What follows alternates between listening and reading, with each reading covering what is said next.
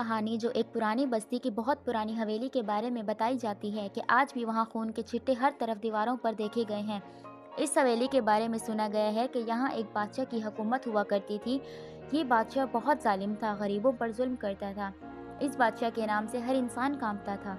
बादशाह की एक बेटी थी जो बहुत मासूम और नरम मजाज थी। शहजादी को अपने बाप का ये रवैया बिल्कुल गवारा नहीं था। शहजादी की माँ इस दिन ही चल बसी थी जिस दिन शहजादी का जन्म हुआ, इसीलिए वो खुद को अपनी माँ की कातिल समझती थी।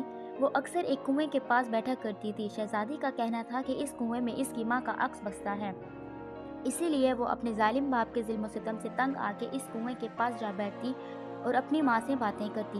वो कुआं चारों तरफ से झाड़ियों से घिरा हुआ था और वहाँ आज तक जो भी इंसान गया वो कभी वापस नहीं आया। लेकिन ये अजीब बात थी कि शहजादी को इस कुएं ने कभी नुकसान नहीं पहुंचाया। बादशाह अपनी बेटी के कुएं पर जाने और महफूज वापस आ जाने से बहुत मुतासिर था। वो शहजादी को बहुत समझाता था, लेकिन शहजादी इनकी एक नहीं सुनती थी।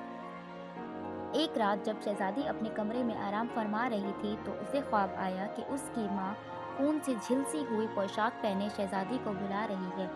शहजादी घबरा कर बेड से उठी और अपने इर्द गिर्द नजर दौड़ाई और देखा कि शहजादी के बेड पर भी वही खून से लथपथ कपड़ा पड़ा है जो उसकी माँ ने पहना हुआ था।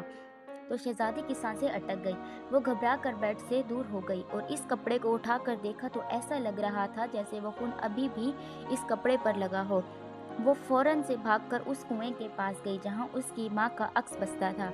इसने देखा कि कुएं में इसकी माँ का जिस्म पानी में तैर रहा है और सारा पानी खून खून हो गया है। ये देखकर शहजादी